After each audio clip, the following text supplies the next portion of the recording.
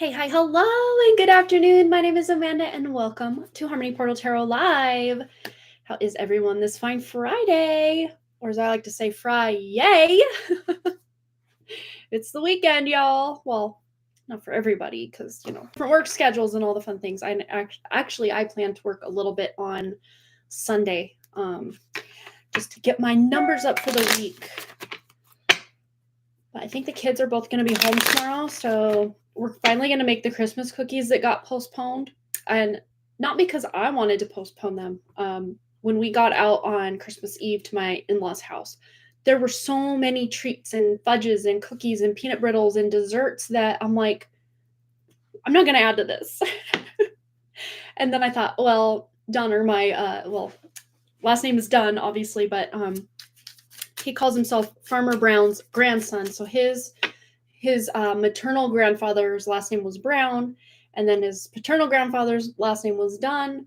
So he said, I can't remember the whole lineup, but it started with Dunn, and then there was another name, and then he's Dunner, like he's even more done than like he's getting done in the oven. I don't know.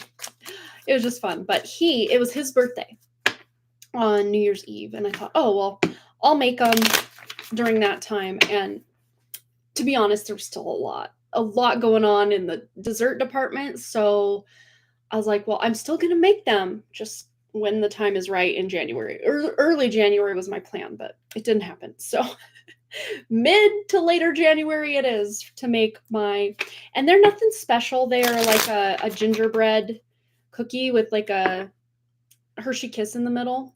And they're like a rare indulgence around here because we don't usually have anything like that. And I'm actually sending over half of the batch home to my in-laws' house for one of my brother-in-laws that always looks forward to them because he's like, oh, no cookies this year? Like, look around, there's cookies everywhere. Brianna's here. Hello. I pulled out the Delos Tarot deck. This is one that I use a lot during my Harmony Portal Tarot days. I love this deck. It's just so fun and cute. Very similar depictions. I mean, slightly different. Some of them are almost exact, but I just love the kind of anime style or cutesy style or spin that's taken. I love it. So, ow, that hurt. Hit my elbow on the table. These are really fun. So I just had this deck in my mind, and I'm like, I'm going to pull that out, and I'm going to use that today. I'm kind of just getting over this deck. Not really. Like, I'm really connected to this Modern Witch Tarot deck.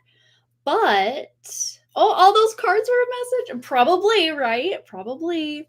I use this day in, day out, day in, day out, day in, day out for my, like, psychic reading day job.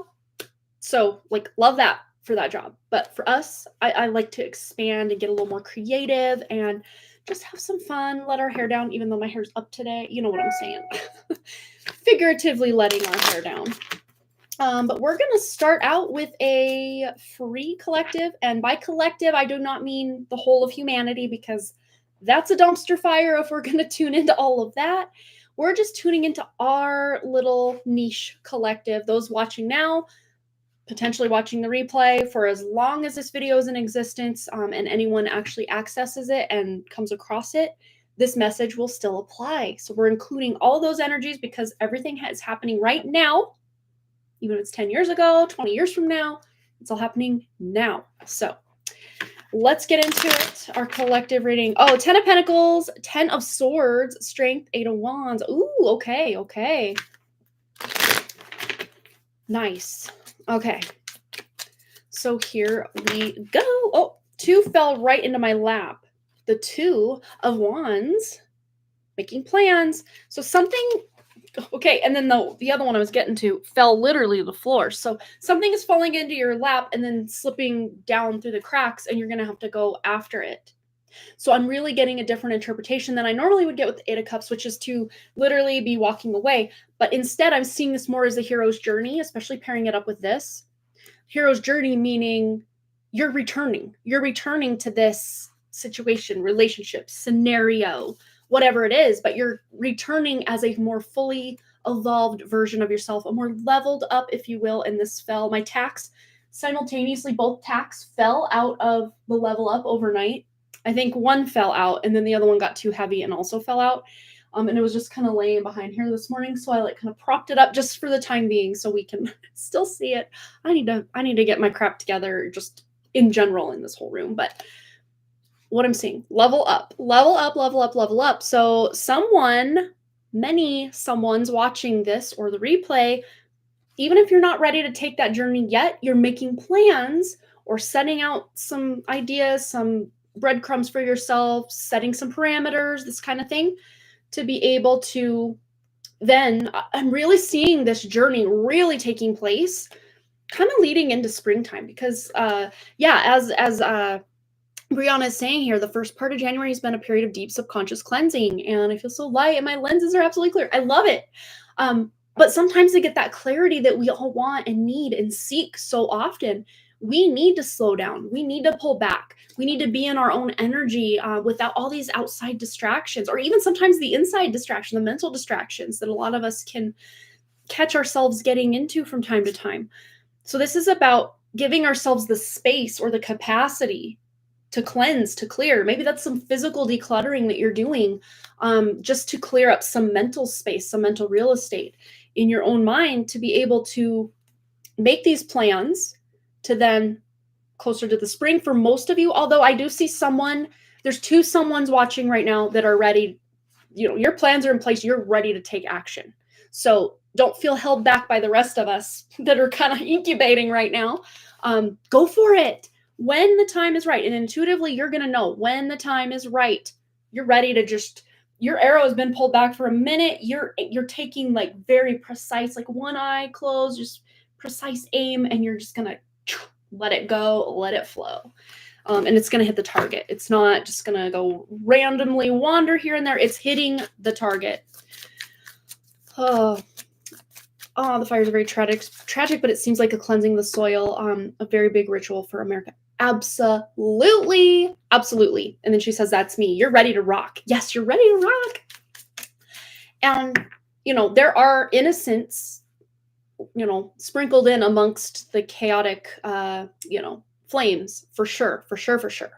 But on some level, it does feel to me that those people somehow, subconsciously, spiritually, somehow decided to be in that line of fire, no pun intended, for whatever reason. And we can never maybe know the exact reason for every single person having to experience every single thing they go through. But yeah, there's a massive, I've never felt this call to go or pull toward Hollywood in any way, shape, or form as far as going to the physical location. And it just, when I tune into the energy of it, especially as someone even more awakened since the awakening, but even before, I just kind of got it icky. My son, I guess the thing going around, the kids go, icky. All the middle schoolers, you know how they have, oh, that's bussin', that's fire bussin', bruh. All the little things. They're like, icky. That's getting like icky energy from just the land itself. Just, I don't know. There are lots of places on this earth where it's icky energy on the land itself. But, we as people can clear land. We really can. Oh, thank you. I was thinking a blue and gold moment today. I'm like, I need a little sunshine in my life because it's gray skies and cloudy yet again. So I had to bring the sunshine a little bit. And these are more my fall. I wear these more often in the fall, maybe late summertime. But I'm like, you know what? This midwinter kind of hibernation energy is calling for a little bit of sunshine today. And by the way, hi, Linda. Yeah, even Hollywood sign burned down. Oh, I didn't even know that. I have chills. I did not know that. Thank you for the update. I try not to, things will cross, the only place I really go is YouTube. I have chills like from head down my legs. Wow. But yeah, Hollywood, if you actually look into just the Holly wood, like symbolically what it means, and a lot of these ritualistic practices that go on behind the scenes, even during movies. Some, like certain scenes in movies, are them actually performing rituals and filming it and then putting it in movies, and a lot of just psychic intention they're putting into a lot of things, even the music as well. But Hollywood is more centrally focused on more like moving pictures or movies as they call them, the talkies and the movies they used to call, not talkies as in the bag of, red dye 40 hot Cheetos. No, not that, but like the silent movie era, and then they had the talkies and movies because they're moving pictures. I don't know. But yeah, Amber's here. Hi Amber, good to see you. It's all very symbolic. I know we're doing our collective, but I kind of just finger on the pulse of like what's going on symbolically with these LA fires. Symbolically and from a more spiritual perspective, not who caused them. Is it this? Is it that? No, we're not tuning into all the conspiracy theory or even, well, I guess fact could come through, whatever. But we're just seeing more of the spiritual and Mother Earth version as to why these things are happening. And it really does. It really does feel like a cleansing, a clearing, very 10 of Wands energy. And 10 of Wands, and the Devil. I mean, literal, ritualistic.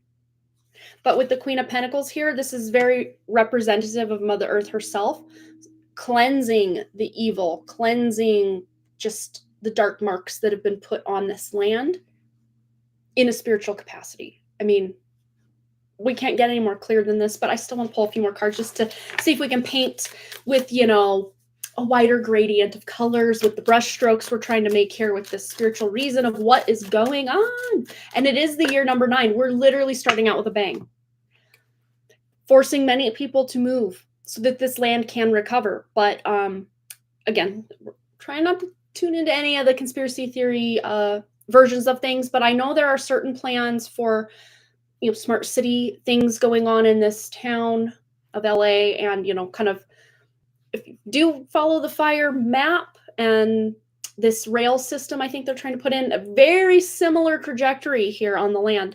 But this is going to force a lot of people out that probably have been there their whole lives, or, multiple generations have been in certain homes. And that's very sad. That's very sad. But nothing new under the sun. That happens a lot through the, decades and centuries and generations. This has happened time and time and time and time again. So ain't nothing new under the sun, but yeah, still very sad. And we can have compassion and sympathy for those who are, having to leave their homeland, so to speak, because of these fires. For greener pastures is what I'm hearing. So the weather is more sustainable. It feels like any horror movie or war images, entities from that place, images, movies hop into my home. Crazy. Yeah, literal. It literal acts, our black screen of our TV or our computer or our phone is literally a portal. It literally is a portal. So if you can, and you have like a TV, especially in your bedroom or something, cover those screens up, with a cloth, or, if you have your phone in your room, put it face down on, whatever surface it's on, just to help prevent that. But, they're usually out and about on all the time, or even if they're off, they're still a black mirror, right? So we can be doing our due diligence by cleansing those energies whenever we feel they're getting out of hand, or, even just preemptive, like premeditating, like, I don't even want these energies around. Let me just put some protection around it. Yeah, at the end of the day, the world is feminine and Mother Earth is doing what she does best, enacting change. Absolutely. And she's reclaiming what's hers. So yeah, maybe these things were started in nefarious ways, but Mother Earth is ultimately, this is her body we are all existing on. So she's going to do, it's like a dog shaking fleas from their back. Like, enough's enough at some point. And she's taking control. She's taking charge. She's getting the help she needs from a lot of people who are awakened and can clear energies. For sure, she's instituting a lot of help from souls, not just human souls either. I'm seeing interdimensional beings like Sasquatch. I know this sounds out there and woo-woo, but just hear me out. Sasquatch. I'm seeing like a dog-looking man as well. That's I don't know the name like off the top of my head, but it's kind of like a wolf man, dog man looking guy, being that is helping. These are beneficial beings helping. I see, funny enough, cows. There's a collective of cows. Oh, major chills with cows. Oh, what's going on with the cows? They're holding a lot of space in their heart centers for not all cows probably, but I'm seeing a collective of cows, and they're not all just in like one herd or anything like that. I'm seeing, oh, chills, chills, chills. I'm seeing them like strategically dispersed, and not like people disperse these cows. Like these cows just incarnated where they needed to be, strategically speaking, to help Mother Earth through this transitional time. And Mother Earth is always going through transitions. So this is nothing new. Again, nothing new under the sun. But this feels like another major transitional point that Mother Earth needs a little support with. And of course, humans can also help. Dogs are helping, cats are helping, birds are helping, lizards are helping. Like so many of the animal and even insect kingdom, seeing a lot of spider protection, which I know a lot of people get creeped out by spiders being included from time to time. But there are certain, little what are the words? Not like species. Maybe, I don't think species is the right word. Class or phyla, one of those scientific terms of how we categorize arachnids, if you will. Certain ones just really feel very feminine and like almost like Kali energy or Kali energy. Like let's burn those place to the ground and then let's rebuild. And then a DT energy, like mother of the gods, just bringing, I think it's a DT. Correct me if I'm wrong, Amber. You may know more about all the Hindu goddess archetypes that are, feeling very on and popping right now. But yeah, last few days have been very tense. A lot of attack through a lot of people through words, right? Unwanted low vibe beings sent to me. Amazingly, my daughter and husband are contributing to it as well. And that's just how it goes. It's really sad that that's what's going on. I'm a strong empath the same way, and I wear Moldavite on my necklace every day. I even sleep in it. Yeah, and Moldavite is like, my friend Jessica calls it the dumb ways to die stone.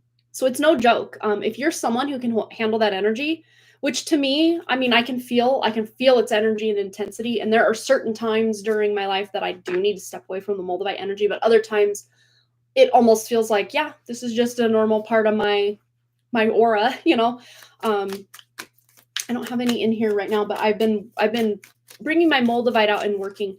And I know a lot of people, there is an egregore. I don't know if you guys know what an egregore is. It's basically like a thought form that with a collective of people, putting their intention or their awareness, their thoughts into something to create like a thought form or a servitor or a egregore.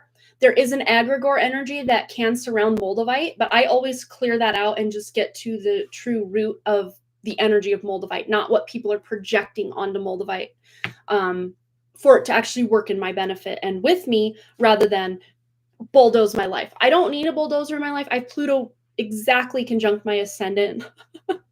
I have, what else? I have a couple of placements that I'm like, this is no joke. I don't need any extra push until I do. But Moldavite works very well with me. We've got a silent agreement, it feels like. Yeah, Kali energy and Cali. There we go. And I'm hearing the song California Love by Tupac. So, okay, wow. I know we weren't tuning into the other collective, but it's kind of curiosity's got me here today. There's some information going to be coming out about Tupac. And I don't even know if that's been a thing, if there's already been rumblings about, what happened to him or how things played out, or is he still alive? I know there's conspiracy theories surrounding him, but I feel like there's some sort of truth coming to light about it. Yeah, she is the goddess of destruction. Yeah, absolutely.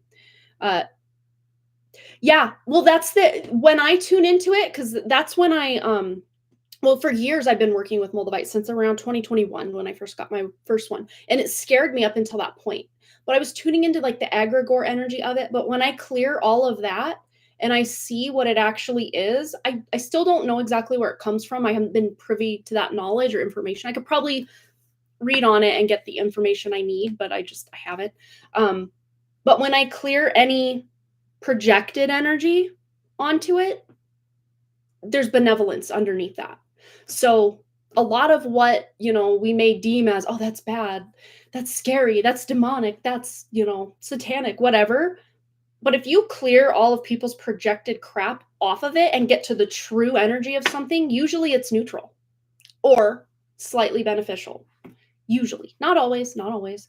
But in the case of Moldavite, that's what I did is I just tuned past all the egregore energy and just surface energy and certain factions that have hijacked the energy of Moldavite to make it work in more nefarious ways. And I've just cleared all that for my personal work with Moldavite or the people I read for, because Moldavite literally is in my home. I have like 6 pieces of it, some bigger than others. So I've cleared that energy for anyone who comes in my home or, I have contact with through the internet. Yeah, true organic, authentic energies only, and the true core energy. Absolutely. Because at the end of the day, if you just look at it in a physical way, not a spiritual way, at the end of the day, it's just like a glass, a tektite that was formed with minerals.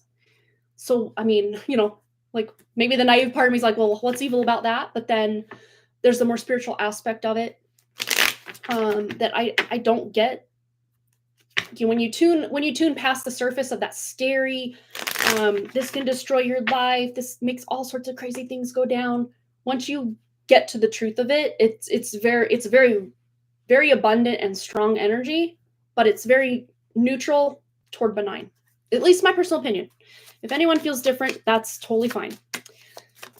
Yeah, you do have to let the crystals choose you and program them to your spirit. Absolutely. And that's how crystals work. And so many crystals have been hijacked and been used against their will, just like humanity, just like animals, just like, Mother Earth herself and all the trees and plants. A lot of crystals are used in nefarious, or at least for the intention of using technologies as nefarious technologies. Like there are crystals in our phones, right?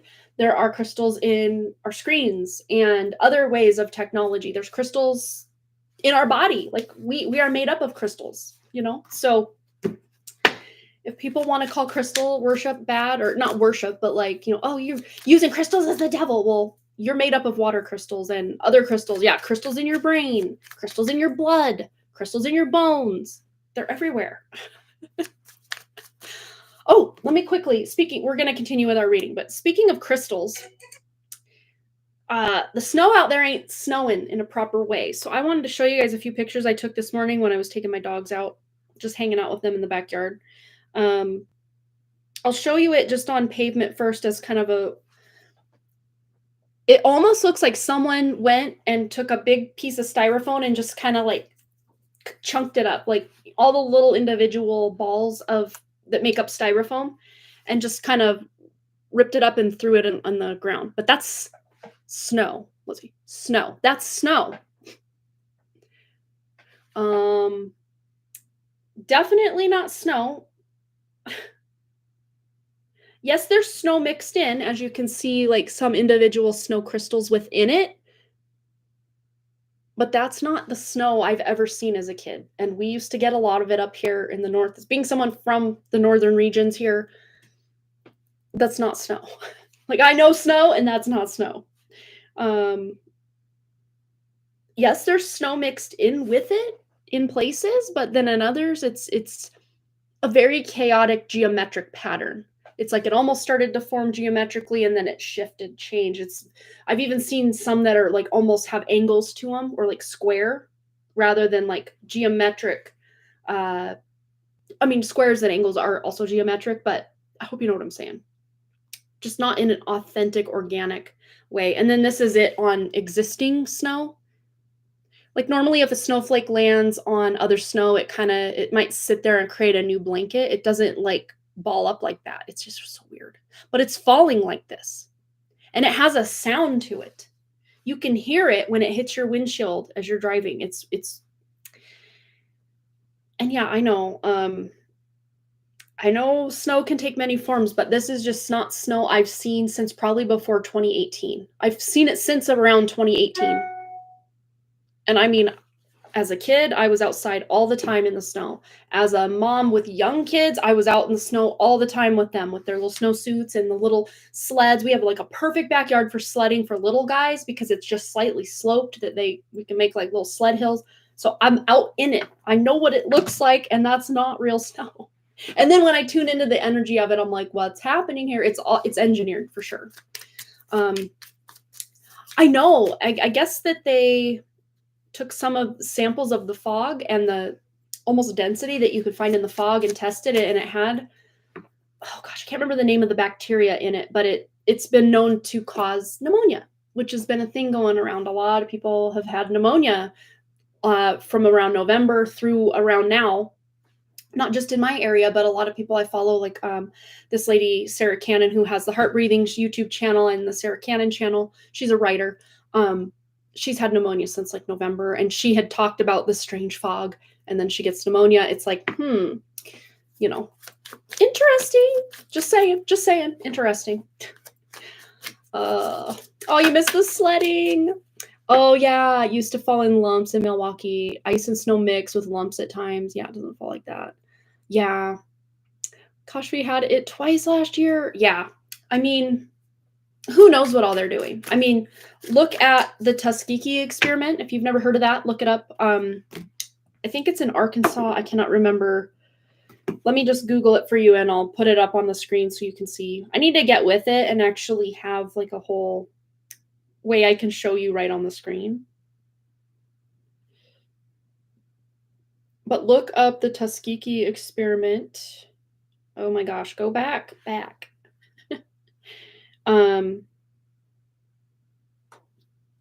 Which was a government project or experiment that was performed on Black males in between 1932 and 1972 to give them all syphilis, to then just naturally, without their knowledge, without them knowing, but inject them with syphilis, to then just let them do what they're going to do with no consent on their part, or consent of any of their partners. They had no idea. Yeah, so this is just so if you want to look it up. But they're still doing these things. I mean, you think that they're just gonna get more covert and overt about it at times too, sometimes covert, sometimes overt about the way that they're experimenting on us. I mean, look at our food, look at our air, look at our water, look at our medicine, all experiments. It just, it's angering. All right, what else? Back to our collective, and then we're gonna move. Oh, we're not moving on. We don't have any donations, so we'll end it here. It is so in our faces, and they can't hide, and they've really had to speed up their plans because they're losing traction, they're losing ground, they're losing time. They've had these plans to really stretch things out past 2030, past 2040, past 2050, just that boil the frog approach, but the froggy's hopping out of the pan or the pot, because Froggy can feel the fire, which is a good thing. Speaking of fire, I want to put this candle out. It's been going probably 3 hours, and I don't like to go that long. But before we extinguish the flame, let's go to our myrrh. Actually, no, I want to do the Glacier Lily again. Let's do Glacier Lily. We did this on Wednesday evening, and it's just such a pleasant smell. We got into a whole discussion about incense and the different ways that it shows up or doesn't. Okay, so Amber's gonna donate as well. Cool. Well, you have time, because we're gonna light up our incense here, which smells so amazing. And we're gonna just let it do its thing. Guess gotta blow it out. Okay. Cleansing. The fairy godmother. All right, so I'm just gonna set this up here and let it do its thing. We're going to extinguish this flame here. Just put the lid on. Let it go. Let it flow. Okay. Anything else we need to know before we close out our little collective reading that kind of got off tangent, but I think everything we've talked about is valid. So, yeah. As we're putting out flames, they want to strike up flames. These almost look like little match heads. They're going to strike up a fire here.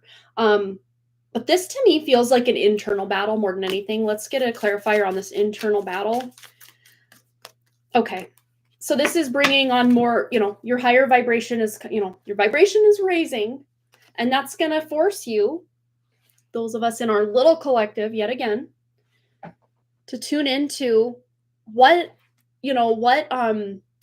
thought, what's the word I'm looking for? Like thoughts, what, belief systems, what lack mentalities are we now able to let go of, because our vibrations are getting raised at all times. Like it's just up and up and up and up and up. And as your vibration gets higher, it almost feels like it's still low because all this crap is just coming forward that you thought you dealt with already, or I didn't even think that was an issue, but like here it is. That doesn't mean you're doing anything wrong. What that means is you're shedding density.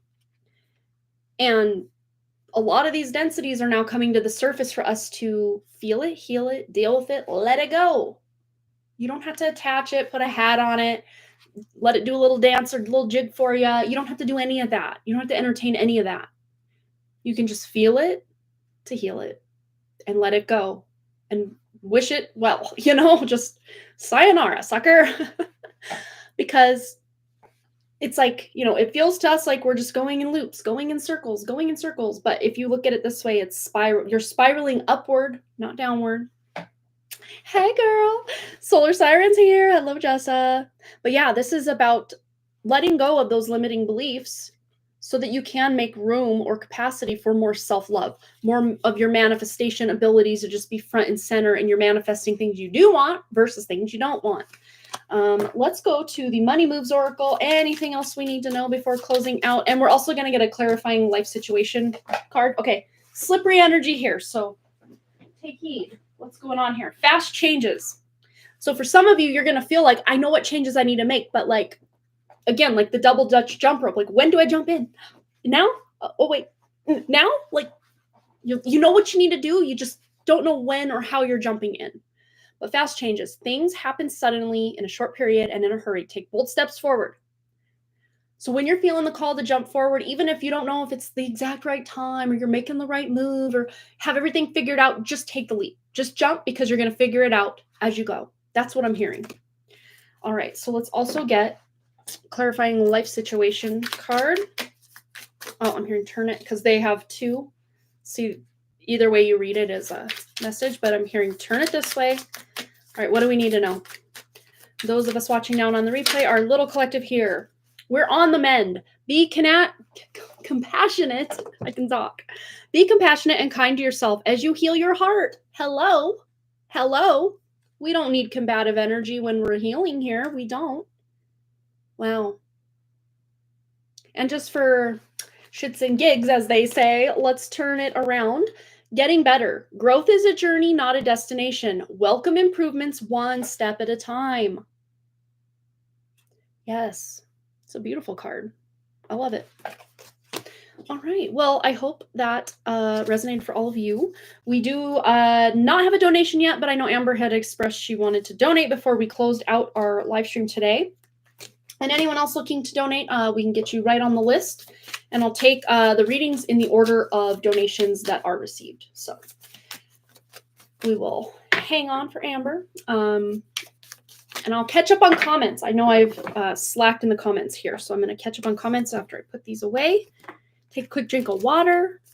And happy Friday for those of you that are just... No, you're good, Amber. No, you're totally fine.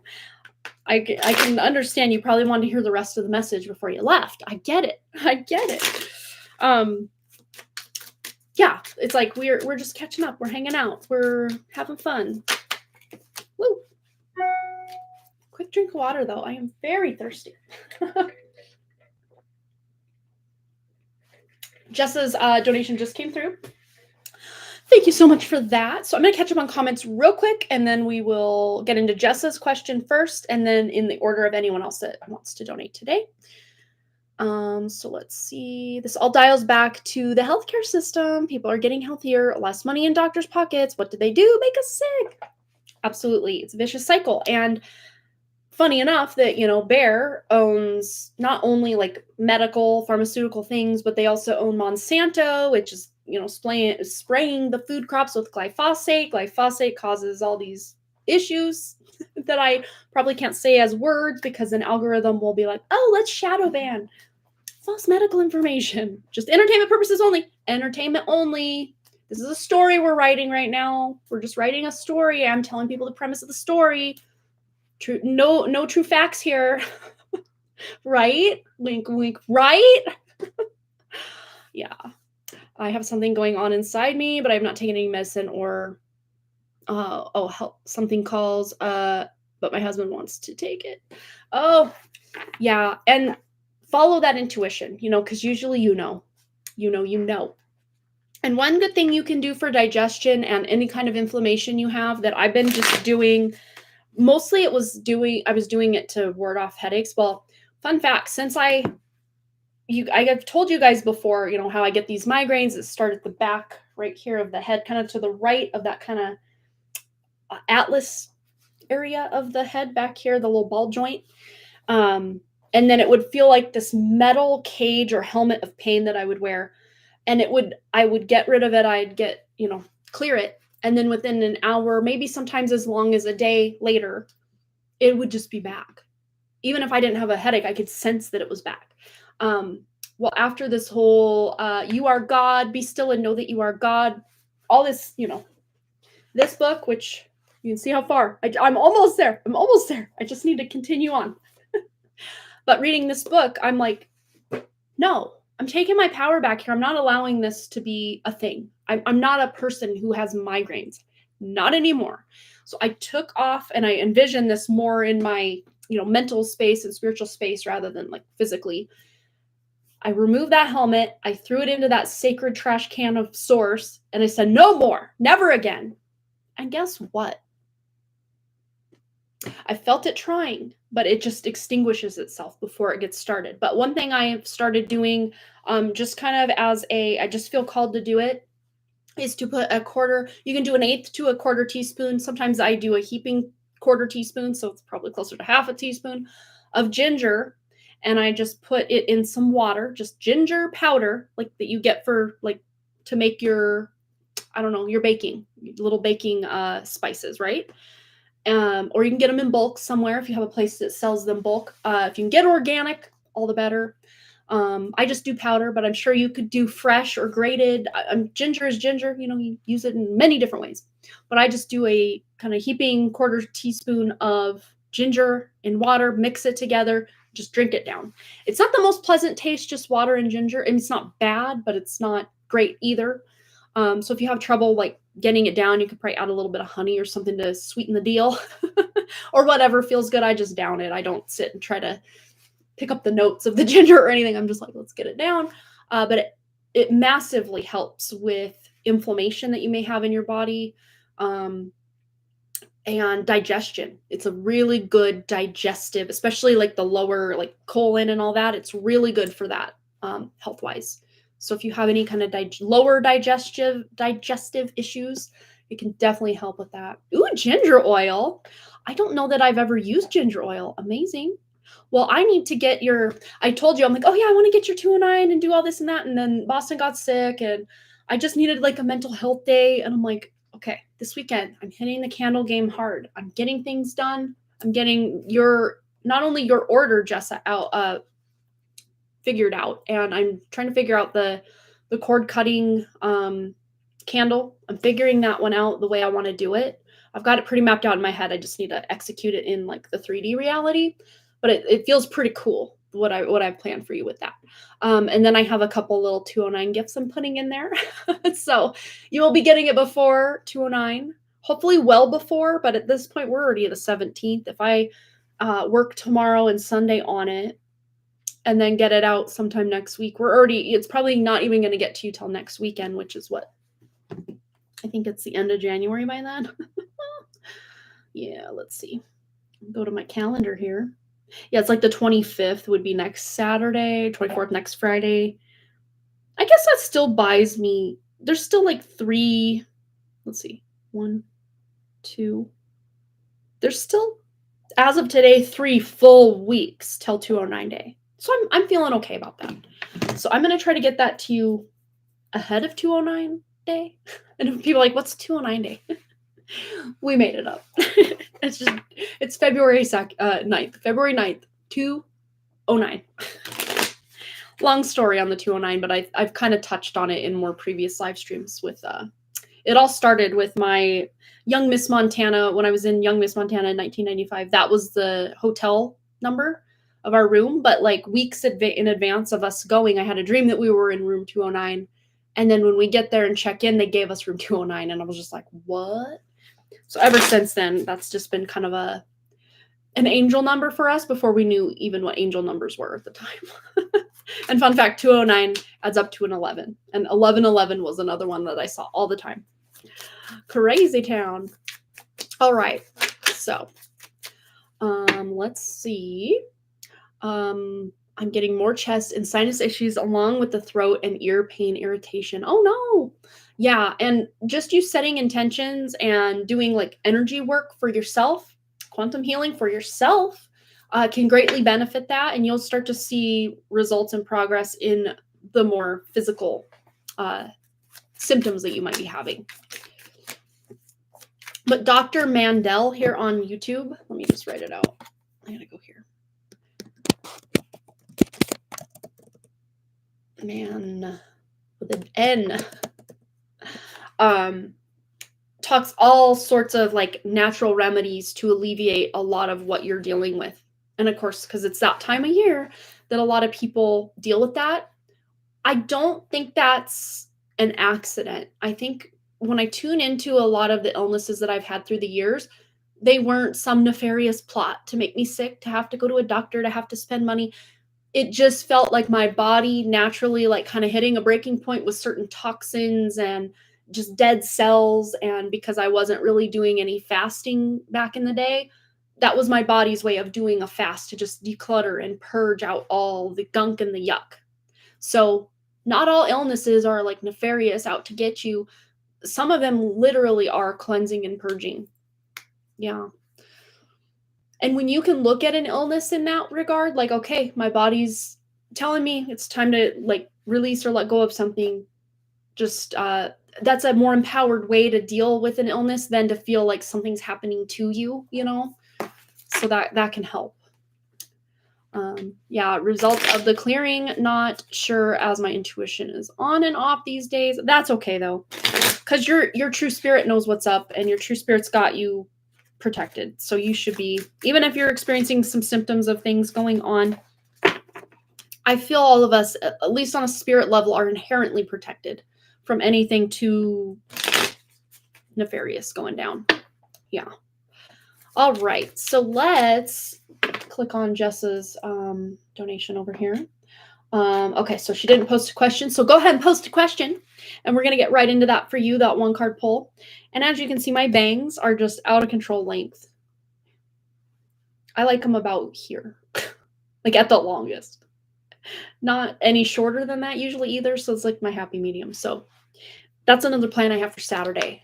Make those cookies, cut my hair, work on candle stuff for Jessa. Maybe not in that exact order, but yeah, I want it. I have things to accomplish that I have planned to accomplish this weekend. For real. All right. And we're going to continue to use the Delos Tarot because why not? It's fun. What is, oh, it's Wrigley's Silly Putty that's been on every surface, on every fabric around the whole house. Oh my gosh. I had to get it. He let it sit on his shirt and then it like adhered to the shirt. So I had to take the wad of putty I could peel off and continue to pat it and like catch it to get it out of all the fibers of the shirt. That took me like a half hour last night. And then I finished it, sent him down to bed, and within 35 seconds was back in my room. I got more on my shirt. Was that an accident or were you just testing things like I was just doing? I was just seeing what it would do. It's time for bed. It's time for bed. Gosh. Oh, man. That was also a Rock and Rudy's purchase. Probably the only Rock and Rudy's purchase I ever regret is that Silly Putty. It does smell good, though. It's like a banana split scent, but it's everywhere. It's all over the house. It's everywhere. Oh, man. I think I need to go back to, like, pre-K rules and all Silly Putties, slimes, kinetic stands, table only, in this very specific cake pan that we used to use for all our slime and like sensory play. Maybe we need to pull out the big guns and go back to pre-K rules. Because funny enough, my kids were never those kids that got into like peanut butter and smeared it everywhere, or cut their bangs. My kids never got into any of those shenanigans, thankfully. But now that they're older and have a little more independence and freedom to do things, now I'm seeing some shenanigans, especially on Wrigley's part. We went to the dollar store and because he needed glue, he's making this, okay, tangent, and then we're going to get into Jess's story. So he had this tiny little gourd that he got out of his school garden, and he made a house for it, like out of some Amazon boxes, and it was like a 2-story situation. Like he went all out to make this like house for this little gourd. And then he started moving some of his little stuffed animals and rubber ducks into it with the guy. He's like, oh, we're kind of running out of room. And then another Rockin' Rudy's purchase was a can. It looked like a can of soup or a can of green beans or something. But inside was a little stuffed Sasquatch. So you had to get the can opener out and open it. And it's funny because we got just some random gifts for my father-in-law. And that was one of the gifts that Wrigley picked out to give my father-in-law, which he's not someone like he loves like Boston Red Sox baseball. He loves gardening. Sasquatch was nowhere on the menu, nowhere on the agenda. But Wrigley just thought, hey, Grandpa needs a Sasquatch in his life. So I think I even have a picture of him with it. Let me see. But Wrigley loved it so much and thought it was such a hit that he wanted to go back and get himself a Sasquatch with his Christmas money from my mom. So that's what he did. And then let's see. I think is this one? No. I have too many family. Oh, here it is. So my father-in-law with his canned Sasquatch. Like, wow, that big. It's not that big, but, big for a small can. That Sasquatch fit in the can. It was crazy. So he wanted to build another house for the Sasquatch with this big box that we got for our, like, pans for Christmas. So he wanted to like decorate it and stuff. So he's like, I need more glue sticks because I ran out. I used all my glue sticks to like glue stuff to the walls and stuff of this house. And he like glued a table in the corner of the box and stuff like that. So we couldn't find glue sticks, but we found like the Elmer's glue. And then we went down the other craft aisle and he found this like bottle of glitter. And I already knew. Not a good move, Mom. Don't buy the glitter. Don't buy the glitter. But he was so excited about it. I'm like, okay, Mom, buy the glitter. Within 2 minutes of opening the glitter, guess what happened? It was spilled all over the carpet. And then for like 2 days it sat. He didn't tell me. And then he like put the box over it. But before I knew it, I'm seeing all sorts of little pieces of this glitter all over the floor in the living room, in the kitchen, in the bathroom, in the hallway. I'm like, where? I mean, I know where, but like, why? And then I opened this bedroom door. I'm like, oh. So I made him vacuum all that up. And then another day later, I'm like, you give me the glitter until you're ready. And then when you're ready, we'll open it together and I'll assist you while you use the glitter. And then I'll take it, Well, he just went and got it and then did his own thing. So yeah, I think we need to reinstitute pre-K craft rules back in the house. All right. And Amber finally did send a donation. The question took forever. I can go in the end as always. Okay. So far, I think yours, well, Jessa, we're going to get into what she needs to know. That's her question. Yeah. And then Amber is right after that. Okay. If anyone donates between now and then, it looks like Amber said she'll go last. So anyone looking to donate, we'll put you to the middle of the line, which is a very short line at this point. But let's see. For Jessa, what does Jessa need to know? 1 card pull, which is never 1 card with me, let's be honest. Okay. For Jessa, what does Jessa need to know? Okay, slippery energy fell, but hey. Okay, this is good slippery. This is the energy we want slipping. And this was part of our collective reading about just clearing negative thoughts or, almost using the past. This is what's really coming through for me, for you, is using, well, in the past when I said this or did that, this is the proof of what would happen if I did that. It's like you're throwing out the old playbook. It doesn't matter. It's like the past. It's like you're clean slate or shaking that Etch-a-Sketch, like you're clearing house on limiting beliefs, things from the past, maybe even as far back as childhood or even other past lives, clearing house on this. I just heard publishers clearing house. But you're clearing house and guess what's happening? You're getting clarity. This is a sort of truth, sort of clarity. I'm getting a very masculine energy from this sword as well. So there might be communication coming in from a masculine that is testing your limiting beliefs or lack mentalities. To be honest, this does feel like Steven's energy. Let's just tune in, though, to see whose energy is this. Is this Steven? Let's clarify if this is Steven. Okay, Four of Swords. Someone who's grieving right now, someone who's had a loss. It's Steven. It's Steven. Yeah. So something he says, not like to you or overtly at you, not like it causes a fight or anything, but just something he says somehow sparks or triggers. But I see this as a good trigger because what it's leading to is clarity around something. You're like, oh, that's why that always happens. Oh, that's why I always do that. But it's like you're clean slating something from the past. What else is this for Jessa? What is this? What is this? Okay, a lot going on here. Okay, so yeah, clean slating something from the past. Well, there's the nostalgia, the childhood card, past life card, all coming in hot. Hello there? Hello there. What? Okay, so this is pertaining to an actual past life, not just past in this life, but because of this specific past life, you've carried it into the past in this life. Does that make sense? Did I confuse you? You might have to play this back on like half speed. Because I think I said that really fast. Hopefully I didn't. Wow. Okay, so this was a lifetime where you were lovers. You were together. It was passionate. It was fiery. It was amazing. There were children involved. Funny enough, though, I'm seeing the roles reversed, meaning you were the boy, he was the girl, or, you know, masculine, feminine. The roles were swapped. Although he tends to, like, normally, like, I'd say on average, he's way more as the dominant masculine when you guys are incarnating together, and you're way more the dominant feminine energy when you incarnate. But from time to time, lifetime to lifetime, you can step into that masculine energy and like, I just heard cut a bitch. Not him, but like anyone looking to harm him in any way, and him being her in this lifetime, like very protective of Steven's divine feminine energy when you're incarnated as the masculine. Like you would cut a bitch. Okay, so there's something he's saying that's bringing clarity surrounding your connection that has kind of been like a confusion, or I'm seeing almost like the Four of Cups like being presented like something just in your peripheral. You can't quite catch it. You can't quite see it, taste it, touch it, smell it, hear it. But you know it's there about your connection with him. And then these also fell out into my lap. Okay. Wow. Very physical. Physical reality stuff coming in hot as a result of this realization. It's leading to higher awareness, deeper spiritual connection. There's healing involved. There's also recognition and reward involved.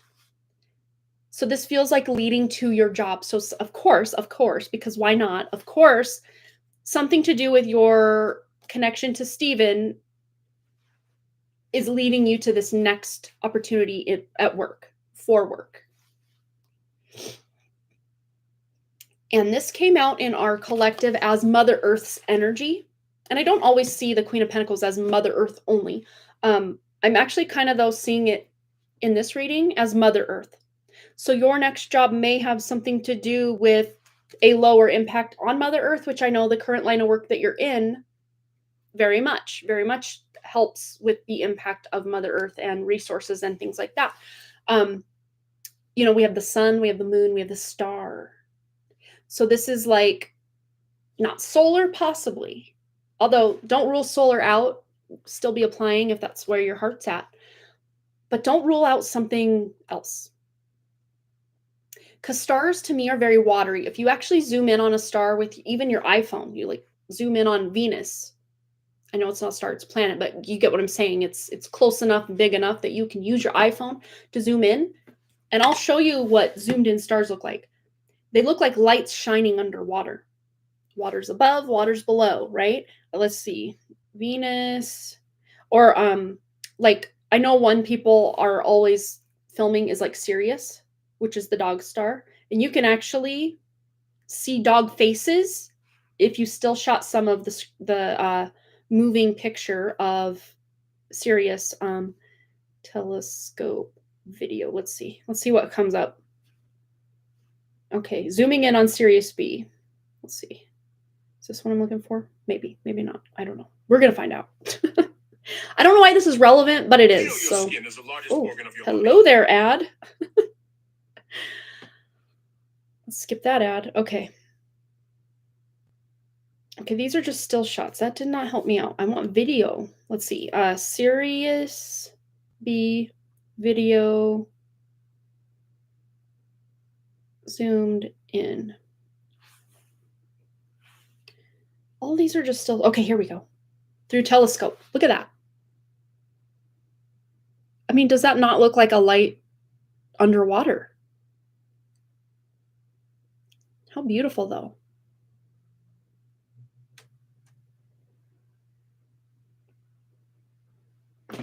Funny enough though, I could have looked at Venus, I could have looked at whatever. Sirius is what caught my eye. So there could be something with the star Sirius or stars in the logo of the place you end up working. Or maybe they're like astrology. I don't know. You never know. These are all hints, I feel. All right, anything else? Let's go to the life clarifying life situations deck. Anything else Jessa needs to know pertaining to this current message or any additional message? But yeah, all roads are leading to your career right now for some reason. Answers unfold. Keep your mind open and be willing to learn from this experience of just kind of being this void or this kind of confusion of like, what's my next job? Because look what's coming in hot. Clarity, truth, wisdom. You're knowing your path. You're knowing the direction to go. It's all coming in. Wow. Very cool.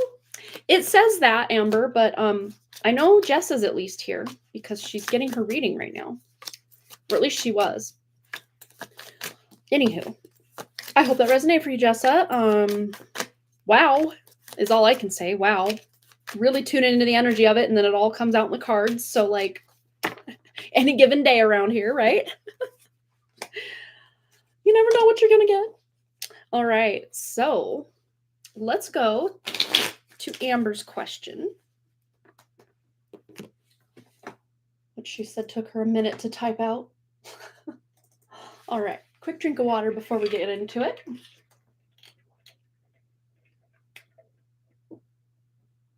Okay. So were you wanting one kind of longer reading? Because I do know that you are donating a lot here. A lot. You donated enough for at least 2 full reads here. So did you want just a longer read, or am I cutting this? Maybe you say it in this question here. Oh, Dawn is here. Hello. Watching from Wisconsin. Hello. I am doing well. Oh, probably a year. Yeah, I remember. Yeah, how have you been? We're doing good. I don't know if your northern region looks anything like that northern region out there. It's a little bit of, well, they're calling it snow, but it doesn't look like the snow I remember. It's very weird snow. Very weird snow.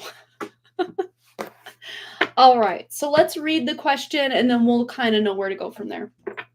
So I feel back to where I started working on myself. Although I've worked deeply on myself for more than 6 years now, I felt the downward spiral a few days ago when I observed the changes in my husband. He went back to his old self, although I have worked on his healing as well. And we discussed about the changes, right? I have started fracture repair for Kashfi and him as well. For Kashfi, I got a hint that it will happen in breaks of 3 weeks, then 6-week mark, then 9-week mark. Rather for I can never pronounce your husband's name. I'm so sorry. For him, it will be 15 weeks or more. I feel detached with myself, my intuition, and everything. Okay, let me just stop you right there. It's a very disconcerting place to be and feelings to feel. But let me tell you this, and I've said this before. Maybe you've even heard me say this before. But when you feel almost like everything's just like, where did all my intuition go? Where have all my gifts gone? They just disappeared. They have not. You've just gotten so used to your gifts in one way that as you start to level up and almost experience this weird void energy or just kind of almost detached from your own life energy, that's when you know things are about to level up big time. Again, it's like another quantum jump forward. So this is good news. It does not feel good to be in this energy because I can attest to the fact that every time this happens to me, I still dip first into my ego or fear of, well, guess my gifts are gone. Guess I don't know anything anymore. I'm back even worse than where I started. No. And that's where I almost have this like post-it note that I have kind of stuck as a sticky note in the front of my journal, that if I'm ever back in this space where I feel like everything's just leveled out, even nothing's progressing, that I revisit the sticky note that says, hey, don't go down those thought spirals, because you're exactly where you need to be and you're about to level up yet again in ways that you can't even fathom right now. So just ride the wave, or sit in the stagnancy, or the pure, just what's the word? Anything can happen. That's what the void really is it's everything and nothing all at once. It's everything everywhere all at once. It feels void and depressing. Yeah, and it can feel sad. It can feel depressing. And that's why we want to push it away, or like move through it faster. And sometimes we just have to sit in it. And I wished I had better news as far as all that goes. But I guess the good news is there's a light at the end of the tunnel. Because every other time you've been in this space before, you've leveled up and you've moved beyond it and you're in a better place. Even if it feels like you've spiraled even worse than you were before, you have not. You have not. We're going to keep reading this here. Feel detached with myself, with my intuition, with everything. Somehow I am seeing my mom a lot these days in my dreams, but I cannot make what she is trying to tell me. I'll make out what she's trying to tell me. I know it could be from the integration from the intense. I almost said investigation, which it feels to me like there's something you could gain by doing a meditation shamanic journey. And even if you just meet face to face with your mom in this journey and nothing comes through, just know that on some level, things are coming through. And you're getting the memo on a more subconscious and spiritual level, maybe not so much conscious, but it will be made conscious. And as Jessa likes to tell me a lot, you'll know what you need to know when you need to know it. So the fact you don't know it yet, you don't need to. That's a little bit less on your plate so that you can just deal with where you're at now. I do see already, no cards have been pulled yet. I do see already though, Amber, that your mom is coming through. Yes, there may be messages there for sure. But also just as a support or a pillar to say, hey, see, your gifts have not gone away because I'm here. I'm in your dream state. We're together. Whatever's going on, even if it's bad stuff, like she's supporting you. So let's see. So it could be from the integration of the intense fracture repair. Absolutely. Yeah.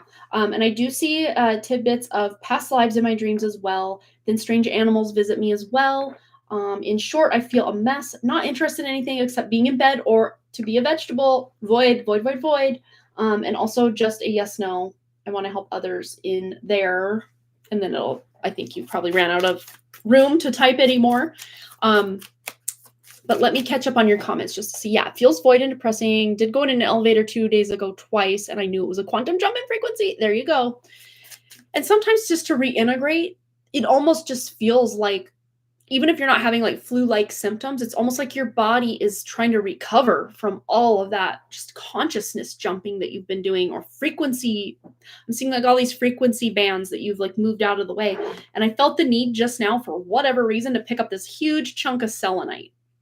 So this is a little out of the box, out of pocket, whatever, but let's just do, and if you want, Amber, just let me know if you have, if I have permission to help you, of course, with only my best intentions here to help you, to just clear away anything that's not serving you, to be able to move through this void. And just to understand that if you do need to be in this space, that you're not trying to resist it or push away from it, but that you're soaking up everything that you need in that void space. It's almost like the mother's milk. I'm hearing mother's milk, and this almost reminds me of milk in this lighting, like Pusha Nakshatra. I don't know if you have any planets in Pusha Nakshatra. I wonder if there's anything going on in Pusha Nakshatra. I'm just following the breadcrumbs of what's coming through.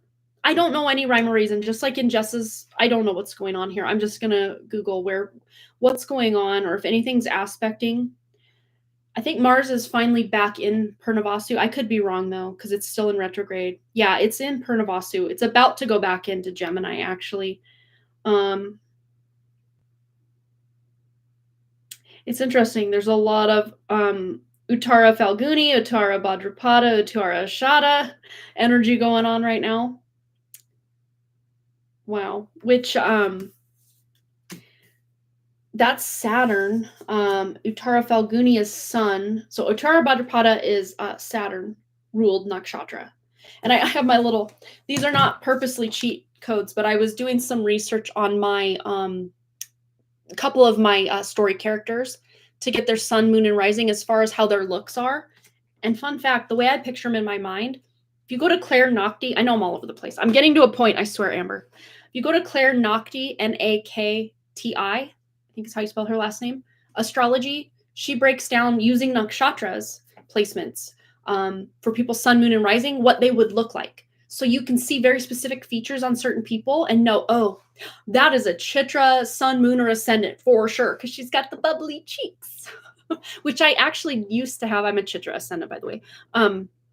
Either in with either Virgo as the ascendant or Libra as the ascendant is still in Chitra.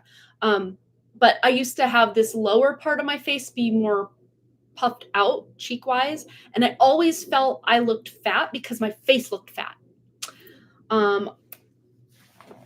Here's a good example. You can see it a little better. I've always had this square jaw for sure, but which is a Bharani nakshatra trait mixed with a Purnavasu moon nakshatra trait. But you can see it, you know, my lower cheeks were, you know, compared to what, I mean, this is just bone right here now, but this part felt more fleshy and more kind of out. Looks like the chipmunk cheeks. That's a very Chitra moon, sun, or ascendant thing. Yeah, I don't know. There just may be something about Pusha Nakshatra. If you, I do have your chart here. Let me open it up. I'm just gonna look at your chart while we're live. You're getting the royal treatment today. I don't know what's going on. Oh wait, I don't want to close that. Stop what you're doing. Okay, I need to open Amber's chart. Okay, where is it? Here it is. Okay. Yeah, I see what you're saying. Okay. So let's see. You have your North Node in Pusha Nakshatra. In Cancer, obviously, Pusha Nakshatra is in Cancer fully. No other sign. And it's in the 11th house, which is like humanitarian efforts. Very interesting because the North Node is currently in Pisces for Vedic astrology, and it's trining your current. Let me just see the very, very current, because you're a 9-degree Pusha North Node or Rahu. Okay, so you're within 3 degrees trine of the transit of Rahu right now in Pisces, or Uttara Bhadrapada Nakshatra. 6 degrees right now is where Pisces currently is, as of right now. Right meow. So you have within about a 3-degree orb here. Because Rahu's moving backwards, it's getting farther away. So it's already fully gone over, aspected, coming over, then going over, and now going away from. But this feels very relevant to what's going on here. Because our North Node, it really is our destiny. And when that destiny is kind of poked and prodded and we're just not ready for it, it can feel very disconcerting. I feel there's a reason we went there. But let's just see. So today I'm on a call with my dad. Kashvi saw my mom's picture on the screen. Aw. I have chills. Invoke the energy of the true organic selenite in my energy. I love it. Yes, you have permission. Okay. So for the highest and greatest good, in alignment with the true, original, authentic, original source creator, we're just going to clear anything that is making this transition from all of these repairs that Amber has done, all this healing she's done, into this next leveled up version of herself. So we're just going to clear anything. I already have chills. Oh, and sometimes just seeing things when I watch ASMR or Reiki videos, I always set the intention, anything nefarious that's hijacking that Reiki, it just does not stick to me. So you can still use people's Reiki because it's usually the people's intention. They have the best intentions, but maybe certain modalities or symbols they're using may not have the best interest of the people, try to hijack their free will. But I just say, no, rebuke anything that's trying to hijack my free will to just get a healing or a cleansing here. And you can do that with anything, with any content you're consuming, any pick a card, any tarot reading, any Reiki energy, any neighbor coming at you saying, hey, your garbage can's too close to my driveway, whatever. Okay, so let's just clear. And if you get chills, that's half the fun here. Clearing. Just sacred fire and the sacred support of this true organic selenite to come in and wash away any resistance, but also anything looking to hook into your power, hook into your energy, and drain you in any way, especially people living at your house, even though you love them. They can still be little energy suckers, energy vampires, that's for sure. Like, it happens. Whether they intend it or not, sometimes it happens. So just clearing anything. And I'm going to even slow it down because that's when the chills really come in. Just clearing anything that could be standing in your way of your highest good and just getting through this void transition and really leveling up. Okay, so hopefully that helped. Feel your jaw and my something right now. Oh, wow. No, you're fine, Amber. You're fine. Don't worry about that. This is coming through. It's coming through. That's fine. But let me just see. Back to your question. Just see. I think we've answered a lot as far as why you're feeling like a mess or why this is feeling this way. Oh, chest. That's what I thought you meant. But let's just see anything Amber needs to know in regards to this question and just anything else that needs to come through. Yeah. And this is a very physical card here. This is about, whatever you touch turning to gold. I always call it like the Midas touch card. So it's really about getting out and literally touching grass. I know you had some snow activity in your area or engineered snow activity in your area, but going out, touching a tree, touching a house plant, touching something that is of nature can really help you through this transition. Even if it is water, I know this is very earthy energy here, but like just potting soil with a house plant or touching a tree in the backyard, something like that can really help ground you to where it's easier to move through a lot of these energies and shifts and transitions when we're grounded in our body. It took me to Taylor Eaton, pick a card, Midas touch. Oh my God. There you go. I love her channel, by the way. She's amazing. She's right on it with the way that our money and abundance and frequency is shifting and changing. But look at this. You go touch grass, you go get in contact with nature, and nature's going to take care of you as well. This is you being rewarded for everything you do for Mother Nature just by being in existence in this incarnation right now. All right. Let's just see. Also a yes, no, I want to help others in there, and then it cut off. So I don't know what you want to help others in their awakening, their transition, things going on. But we can read on that in a moment if you want to post that yes, no question in the chat and I'll take care of it. Or any other questions you kind of have in relation to this. Because I feel all I've really done is read into your question, kind of bring through what's coming out, even if it makes no sense. Hey, while we're at it, let's just look at the nakshatra of Pusha. I know it's like the nurturing mother's milk. Let's see, here it is. Sorry if you hear my my chair arm. All right. There it was. Okay. So I'll just read up. So this is where your North Node is placed, and this nakshatra feels very relevant. And if you're here listening to this right now or on the replay, and I'm reading this about Pushya Nakshatra, you can always check your Vedic astrology placements and see if you have anything in Pushya Nakshatra. Even if you don't, you can see where the sign of Cancer or the house of Cancer falls in your chart. And this may be highlighting something for you in that regard. For me, it's in my 10th house. Or if I go by my Virgo placement, it's in my 11th house. All right. So it's the 8th nakshatra. So we have the infinity symbol coming in. Pusha resides entirely in the sign of Cancer, the crab. It is seen as a triangle of 3 faint stars, north and south, Aceli and star cluster M44. So that number 44 might be relevant to you as well. It is pictured in the sky as 2 donkeys or little asses feeding in the manger or the crib in which Jesus once lay. Pusha means to nourish or to provide nourishment. Yeah, like that mother's milk. This lunar mansion is symbolized by the udder of a cow. We were talking about the cows earlier today. Remember how them being like these anchor points to help bring in this higher vibrational and energy, but also to be this space to be held for Mother Earth as she's doing what she's doing in the various locations that they are in. The sign of Cancer is ruled by the moon, also represents the maternal aspect of providing milk and nurturance to her children. According to many Vedic scholars, Pusha, a deva or godlike nakshatra, is considered the most auspicious of the lunar mansions for spiritual maturity. And that is your North Node. That is your destiny, to lean into this Pusha energy, which is, I see that. I see a lot of this Pusha energy in you already. So this is really cool. The ruling deity is the wise. Oh gosh, that word. I don't know. I'm going to attempt it. Brihaspati. Pati. The Lord of sacred speech and prayer. According to the ancient Vedic text, Lord Shiva made Brihaspati into the planet Jupiter. Accordingly, Jupiter becomes exalted and Pusha. Let's find out where your Jupiter is. I want to say it's in Virgo, because mine's in Libra, but it could also, yours also could be in Libra, because I know we were born not too far apart. Yes, it is in Virgo for you.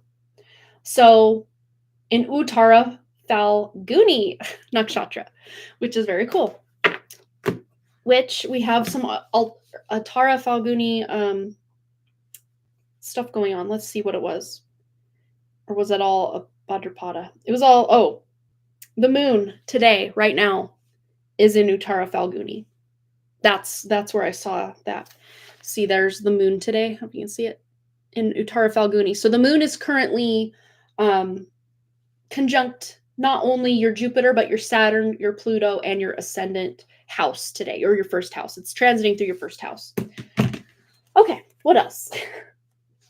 So Jupiter becomes exalted in Pusha, reflecting intuitive wisdom, good fortune, powerful speech, and purification of the psyche.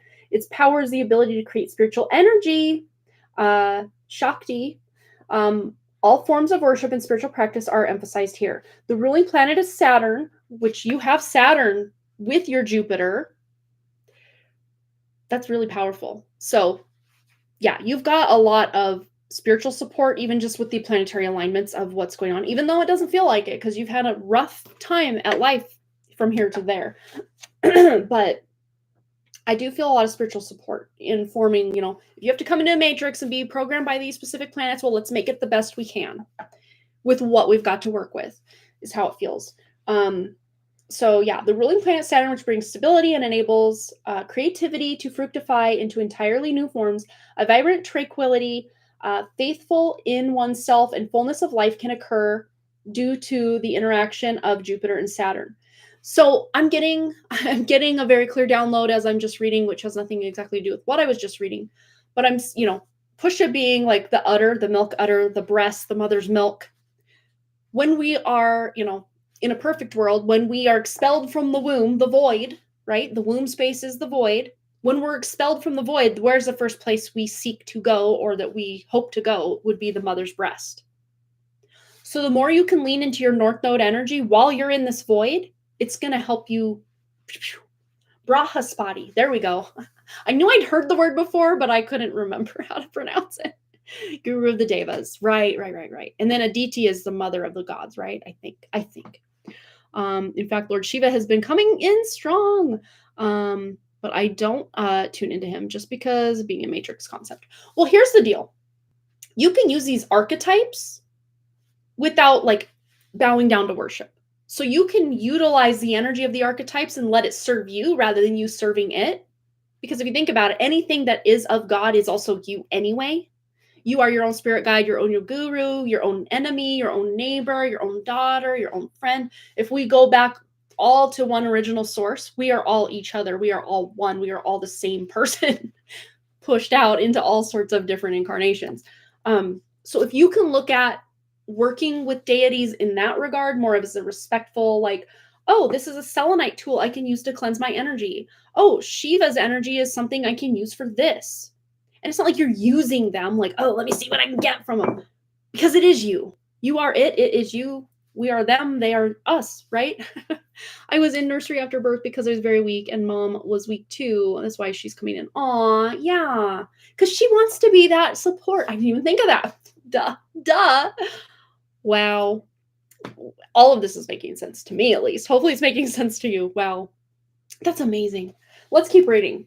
So yes, Pusha increases your positive efforts and good karma through hard work and discipline. And especially when you're going into your destiny, which is in this nakshatra, it's only amplifying your luck and wisdom and just excellence in life and your discipline to be able to bring in more good karma. It's also a matrix construct, but hey, we might as well use the things in this game that benefit us and then just rebuke the things that don't. You know what I mean?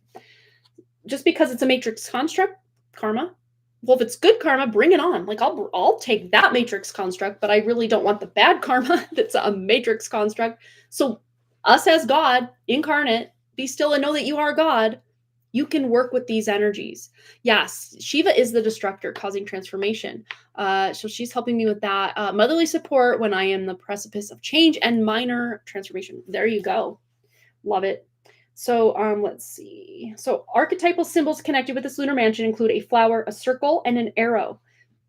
So the flower represents the act of blossoming, and that is experienced here, according to somebody, Bepin Behari. I think that's how you say that.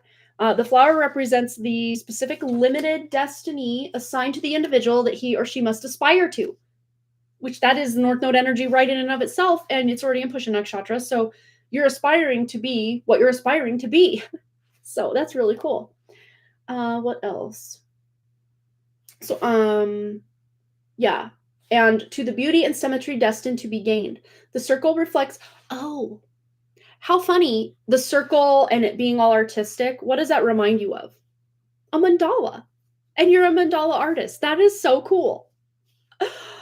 There's nothing new under the sun. This all makes sense. Oh my gosh. Wow. Yeah, the circle reflects the possibility of attaining wholeness, and the arrow represents the attempt to hit the target with strength and power. We were talking about the target during our collective reading. If you want to watch that back and see if that also pertains to this reading in some way for you. So under the influence of this asterum, the spiritual warrior gets his marching orders and sets his forces into motion. The primary motivation is dharma, and the animal symbol is a male sheep, or more accurately, a ram. The dark side of Pusha can be stubborn, selfish, a stubborn and selfish nature. Arrogance, pride, jealousy may be experienced at times, and the infamous evangelist Jimmy Swaggart has his natal moon in Pusha. Pusha individuals may need to be more discriminating in their choices of friends. Pusha has the power to overcome negative influences by asserting its benefic nature. They can be quickly deflated by criticism and may doubt their own worth due to opinions of others. Does that sound familiar? Yeah. Insecurity and strong attachments to family members can inhibit growth. Although auspicious for starting most endeavors, Pusha is not a good asterum for a wedding ceremony. All right, wow. Yeah, ruling planet is Saturn. It's a deva or godlike in nature. Primary motivation here is dharma. Direction is east. The sounds associated with this nakshatra are hu, he, ho, da. And then the deity associated is Braspiti. I said it earlier. You know what I'm saying. The Lord of Sacred Speech. Amazing. Very cool. Yeah. And with the North Node there, in the 11th house of wanting to help others, like, that's very powerful placement. I love that. Very cool. My Venus actually goes to this location when I'm in my Navamsha chart. My Venus is in Pusha Nakshatra in my 10th house. Yeah. Oh, specifically the last one. Yeah. That's awesome. Aspiring to be a healer and hold more of my organic inner self. I am presence. Help others in transforming themselves like I did for myself. Yes. Sorry, Major, as she was absent at the time of birth. Is that what is making sense to you? Yeah, that feels, wow. Yeah, I know what you meant. I'm like, minor transformation? What are you talking about? This is a major transformation. Yeah, it feels like she's definitely present with you. So you can tune into her energy and get that support or nourishment that you need. Yeah, because you're leaving all sorts of stuff behind. And this is, I'm almost reading this as a return of certain fractures or soul fractals. And just the recovery associated with that in a physical way, in a mental way, emotional and spiritual way.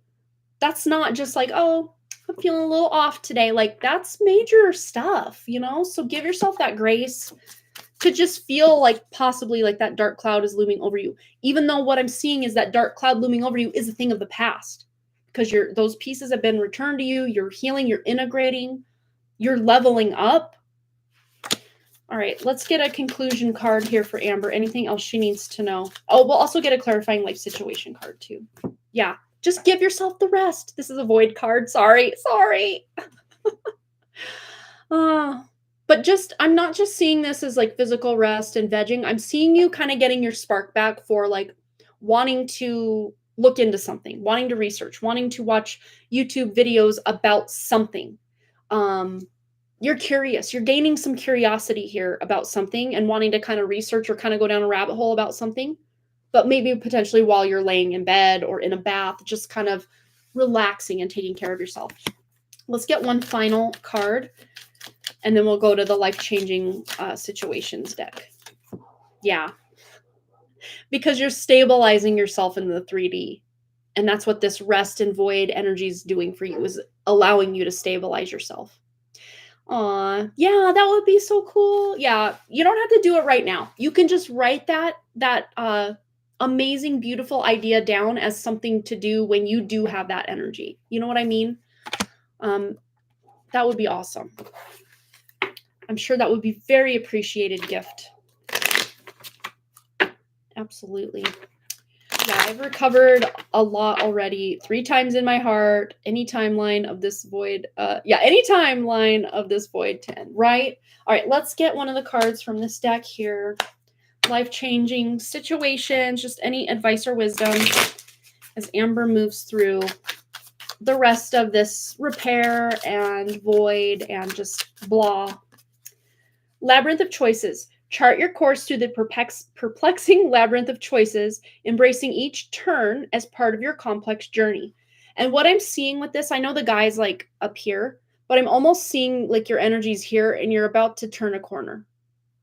And that's what they say in a health situation, like, oh, he just turned a corner. It could be for better or for worse, but I'm seeing for your case, absolutely for the better. Absolutely for the better. All right, let's get one more. Anything else Amber needs to know about just moving through this energy? It fell into my lap. Make miracles. Stay open-minded and receptive to the magic unfolding in your life. Wow. Yeah, there's magic absolutely unfolding. And then on the other side, it says Dreamweaver. Dreaming and imagining bring your powerful vision into reality. And of course, your mother showing up in your dreams is no accident here. Wow. I love that. That's so cool. Yeah. All right. So, oh, she was like hanged man. Wow. All right. So, I don't know. Let's see if we can get one more and then we'll close out. One more. Yeah, we did go a little more in depth because she did donate pretty much for 2 full reads. So that's what we're doing. Okay. Anything else Amber needs to know? Advice, wisdom, guidance. Celebration. I just heard celebrate good times. Come on. Oh, yeah, the image on the card. You're right. That's what that looked like. Yeah, kick off the party activities and have a great time. Plan for a joyful future. It's not like you have to set up an actual, celebration of any kind. But look on the back, shedding, just reducing losses, eliminations, and completing a new metamorphosis. It's time to set higher goals. So your plan for this future is a more joyful future because you're setting new goals that are more in alignment with who you're going to be when all of this, oh, like holly colors. Oh yeah, or holy. I never know how to pronounce that holiday. Yep, transformation. Absolutely. While we're at it, one more. Shadow Work Oracle. Just anything else Amber needs to know about moving through this energy. Yeah, flowers from the spring is beautiful. Boom. Having hope. Navigate your shadows with compassion and gentleness, grace, kindness, and self-care. And I'm really tuning in to like the birds flying above all this. Okay. Threads of Fate. Just a little reminder, our sale is still on. Okay. I already have that deck, but they sell a lot of different tarot decks. Huli. There we go. Huli. There we go. See, I never know. I never say things correctly. I have good intentions though. But yeah, I'm really tuned in to like the birds, almost like Phoenix rising from the ashes, and then the teacup here. So if you feel drawn to make some sort of tea or concoction, and even if there's nothing real special in the ingredients that you're putting in it, you can set the intentions that this tea is healing you, it's helping you transform, shed what's no longer serving you, step into this really, you don't want to, I don't have a lot of like relationships with snakes personally, but I did have an alligator lizard named Tech, and he would kind of shed like a snake does, and he'd shed and it'd be all papery and weird, like the skin would shed off of him and it's all like dry and papery. But then I would just go like this over and over on his scales because it was so soft and supple and just like brand new. So there's something that just makes you want to bite into it. It's so juicy, like very soft. And once you emerge out of this old skin that you've shed, it's very youthful and very revitalized, rejuvenated, just very healed, very cleansed, very cleared. For healing, whatever I had, Shiva has a snake and Vishnu too. There you go. Wow. Oh yeah, you made an herbal tea today for healing whatever you had. Oh my gosh. Well, just know that that's working. That's working. And you can do it again and again and again, as many times as you feel called, because it's working. Something you're doing with just setting your intentions, because you are God. Remember that. You are God. So anything you declare is reality. That's why I'm being at this point in my life. Yes, threads of fate. We heard you the first time. At this point in my life, I'm being very careful about saying the word I am and then whatever it is that I tack onto the end of that. I don't want to say I am ugly, I am ill, I am whatever, or I have a headache, I mean, when they're positive things, that's cool. Like, I am gifted, I am not lethargic, but energetic. It's about reframing or rephrasing when we just have this natural inclination to declare how we're feeling when it's kind of off, kind of not good. And then we keep reaffirming that reality by saying, I am sick, I am ill, I am this, I am that. And it just keeps reaffirming that reality over and over and over until we finally physically are on the mend. And then we start to say good things. And then, wow, it's just like we transform. And it's interesting. Please message the link of the website you got the text from. I'm looking for a good deck. Okay. Yes, I can do that. So this is Threads of Fate. And this, I'll show you the one deck that I own by them, which was actually gifted to me by Lunar Refresh, if you guys remember her. Let's see. It is a beautiful deck. This is and look, it's the Ouroboros, the snake swallowing its tail. Threads of Fate, this is the Weaver Tarot, the Journeyer edition. And these cards are really beautiful, but I don't use them a lot on camera just because of the kind of glossiness of them. They can be hard to pick up, but they are beautiful cards. Let's just pull a card from the deck and just see what you need to know about your new tarot deck purchase since we're here. And I love the gold. It's more of a like, not rose gold, but it's more of a pinky gold compared to like gold that are on some of, well, I think this one that I have, let's see. It just feels like a more opulent gold foiling kind of on the side than like the cheap Hay House version. It's just more opulent, more luxurious looking and feeling especially. Wow. All right. What does Amber need to know about her next tarot deck purchase? Okay. Ooh, the Seeker of Swords, which I can't remember the court card ways they put these. I'll show you the card again in a second, but let me just get to, okay, so 8, 9, 10. So Seeker would be the page. The Conqueror is the knight. The Sovereign is the queen, and the Ruler is the king. Okay, in this specific deck. They have lots of different decks, but absolutely beautiful, absolutely stunning. Seeker of Swords, so Page of Swords. So good news coming in, or you're going to get a lot of downloads, a lot of messages from your next tarot deck purchase. But yes, I will think it's just threadsofate.com. I could be wrong on that though. But yeah, it's just beautiful. Stunning. Stunning. Let's just see. If I click on, oh, and it's 1, 2, 3, 4 on my clock. So I don't know if that's relevant for someone out there. Okay. Yeah, just threadsofate.com. And they've got lots of different decks in there. And it looks like they are still having a sale. Yeah, the Weaver Tarot, that's the one I have here. I mean, they're pretty pricey. I thought it was like $88. Yeah, but it's on sale for $69. But that's the only one of their decks that I have. But they've got not a lot of decks. I think they only have a handful, maybe like 4 or 5, 6 different decks, I think is all. But yeah. Anywho, I hope that helped. Even if you're not buying one from Threads of Fate, maybe that was just your nod from the universe to just be on the lookout for your next deck. Yes, I can text you. Let's see. Boom. Let's just copy the link they sent me. Copy. And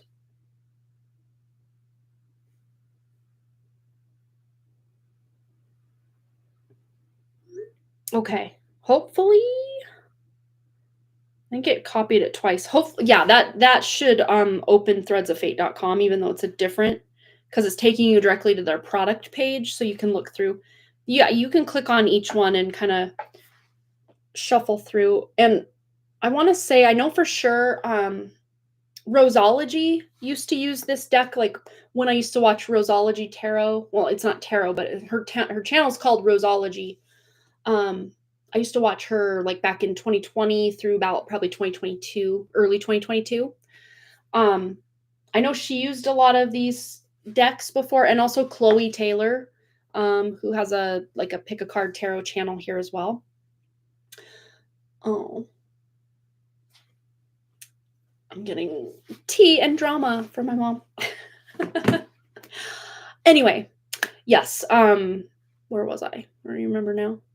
Oh yeah, those two for sure I know have used those decks. Again, we're talking maybe back in like 2020 to 2022. So you scroll back a few years in their content, you can see some of these decks from Threads of Fate in action. And I want to also say the Gem Goddess would use these, but I have not watched her channel in a hot minute, so I don't know what she's doing these days. But again, back 2020 to 2022 timeframe, I'm pretty sure she was using this as well. All right, you guys. Oh, you're lagging a bit. Okay, yeah, I can go back and look around the time that let's see what's going on with this. Okay. I'm going to close out and wish you guys a happy weekend. I will see you guys Wednesday for our regularly scheduled Woo Woo Wednesday. I believe we should be on for that. I know, was it the 25th? There's a pretty significant basketball game at the university that Boston is going to, but I think that's a Saturday, if I'm remembering correctly. Yeah. As far as I know, I don't have any conflicts in schedule as far as Wednesday evenings. Wrigley's basketball practice is Thursday and games Friday, so we're pretty in the clear. And then when his other basketball program opens up next week or the week after, I can't remember. They're overlapping a bit, but those games or practices are Mondays, and then games are, one game is Friday, but it's not conflicting with his other game, and then Saturday games. So we should not have any scheduling conflicts because they realize these kids are in school, at least during the day, and then Wednesday nights are open for me. As far as I know, unless there's a random band concert or something like that to go to, but Wednesdays will most likely be put back during the day when baseball season starts up at the like April time, which we know that's coming every year. April through around June, we have to switch our schedule unless there is a random Wednesday when one or the other of the kids doesn't have a game, which is pretty rare. I think there was one Wednesday the whole baseball season last year that one of them didn't have a game. So yeah.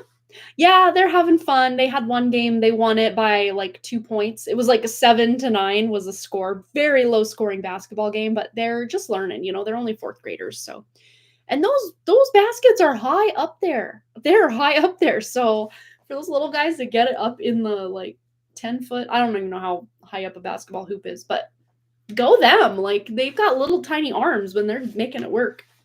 That works for me. I'm more available right now. Evening is busy with dinner and Koshfi's class. Right, right. Yeah, and Wednesdays, I mean, they seem to work out pretty good for me, but they do put it down for like I think it was 3rd grade, but I think it's this year that they're just full height basket. I think because they are playing at elementary school, so it might be slightly lower, but I mean, it looked way up there. Because Boston and a couple of like one of his friends' little brothers on Wrigley's team, so they were playing like on this other basket, which was the same height, and it looked big to them even, and they're like Boston's 5. I would say Boston's almost 5'9". I'm 5'8.5". I want to say he's maybe just slightly taller than me now, which is crazy. That's crazy, but like we're neck and neck pretty much. We're shoulder to shoulder, eye to eye. We're like the same height now. So, and it's interesting because it wasn't until about age 14, my brother went away for the summer to visit his like we always joke that this guy was his dad. Which was funny. But he would go stay with this guy who was like he wasn't even a boyfriend or anything of my mom. He was just like a family friend, but like him and my brother had this like bond that was just so great. That he would go stay with him instead of my dad in the summer. Like that's how cool they got along, and my dad just didn't care. But my brother was 14. The summer he was 14, he went away and came back tall. Like he was shorter, way shorter than me when he left, and I was already short for my age. But he came back and he was like a foot taller. I was like, where did my tiny little baby brother go? I think he was actually 12 going into 13, not the other way around, but it was about the age Boston is when my brother had this big growth spurt. And my brother is now 6'3". And back then he was only like 5'8", 5'9", when he had the growth spurt, but then he had another growth spurt and now he's a tall dude. So oh, I with you soon at 5'2". Oh. Yeah, my grandma, she's one of 16 kids, but my grandma's dad, so my great grandpa, Happy Harold Hutton, was 6'7". That is tall, very tall. I never met him. He actually passed away about 9 years before I was born, but I heard all good things. He's a really nice guy. But he was 6'7", mind you, and his wife, my grandma's mother, Evelyn, was 4'9".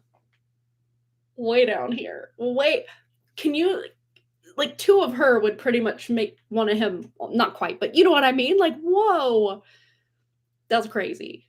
And to see them standing next to each other, I know I have a picture, but I think I moved it or it's buried. I don't remember where I put it, but I have a picture of them standing next to each other and it's hilarious. It's like she was about as big around as she was high, like tall. So she was built like a little beach ball.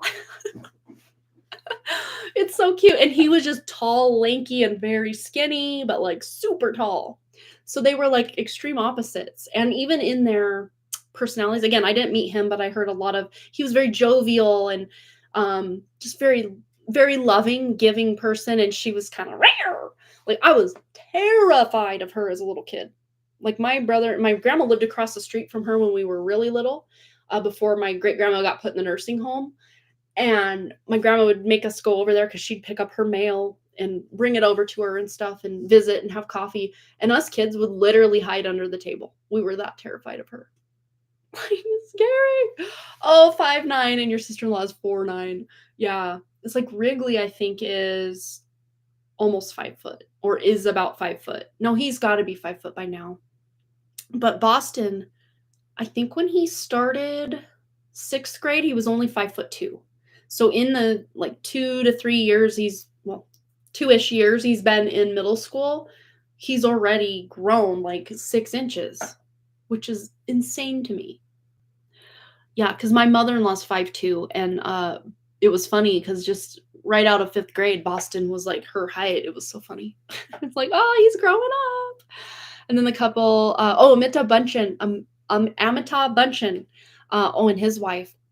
See, I don't know any, you know, movies or anything that he plays in, but I know Capiel Raj always talks about Amitabh Bachchan and uses him as kind of a case study for things on his astrology channel. It's very cool. Oh, she's 4'11" already. Yeah, Wrigley's about 5 foot, maybe 5'1". I might have to measure them this weekend since they're gonna be here just to see what's going on with their heights. Well, Boston's an easy way to measure because I know I'm 5'8.5". So I would like to say he's like 5'8 3/4, maybe 5'9", maybe. I don't know. My hair can kind of be big, so I don't know. I kind of use my shoulder and my eyes to try to measure rather than do this because my hair probably gives me another 1.5 inches. So I probably look 5'9" to most people, but it's the hair. Oh, professional day off for the kids, and you forgot it was Friday. Oh my gosh. Hi, Brandy Lynn. No, we're just chit-chatting at the end of the live stream. I probably should have left a little bit ago, but I'm getting my poop in the group, as they say. Cool height. I would oh, Kashvi, you would like her to be a good height too. Yeah. Well, I was right around 5'1", maybe, going into high school. 5'1", as a 14-year-old girl going into high school. And then when I graduated, I was 5'6". Which they say girls are done growing by 16. Well, I am, I guess, the outlier of the bell curve because I grew 2 inches after age 18. I didn't realize I grew because I know, like, on my, like, the records for, like, your sports physical and stuff, it always said 5'6". Like, junior year, senior year, I was 5'6". And I thought, oh, I'm 5'6", and I kept telling people I'm 5'6", and then I'd have people who were 5'6" be like, you're, like, taller than that. I'm 5'6". I'm like, no, you're not. My mom's like, I'm 5'6", and I know I'm 5'6". And I'm like, but I'm 5'6". She's like, you're taller than 5'6". But it is weird because I did remember around the time, like, if you look at my graduation photos with me and my mom standing next to each other, we're the same height. We're both 5'6". And then just somehow over the next 2 years, I grew 2.5 inches. So there it is.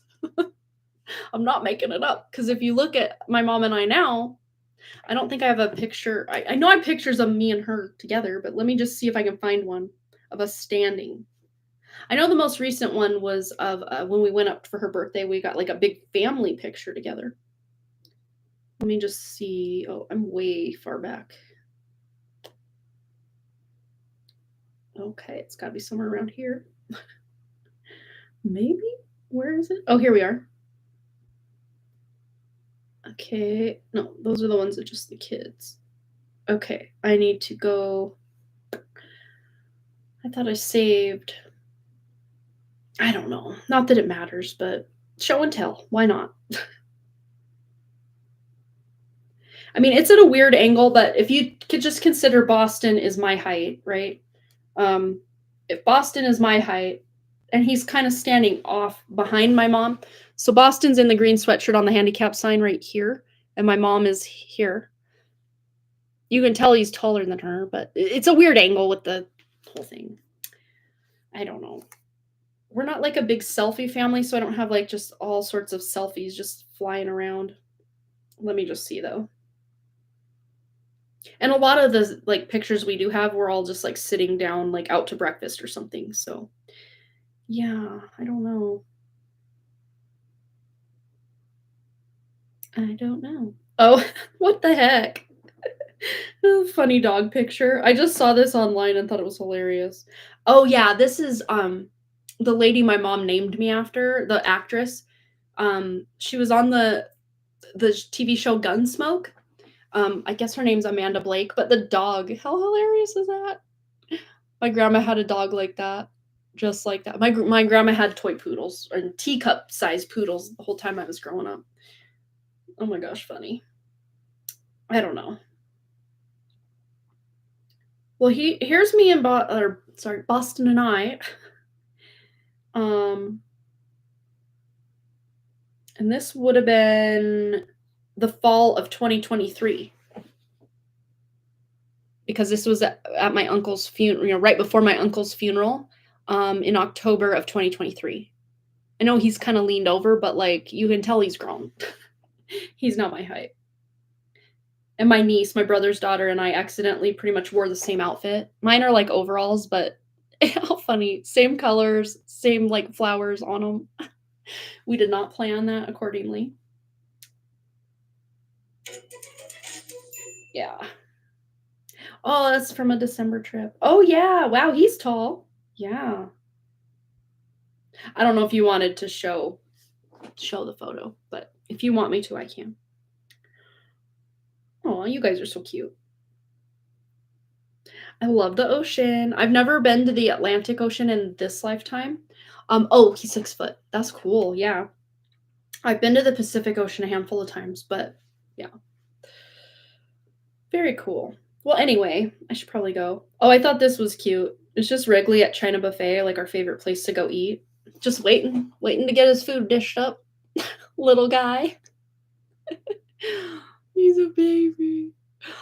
Oh, sometimes I really miss having little guys, but then other days I'm like, I love sleeping. I love sleeping. So funny.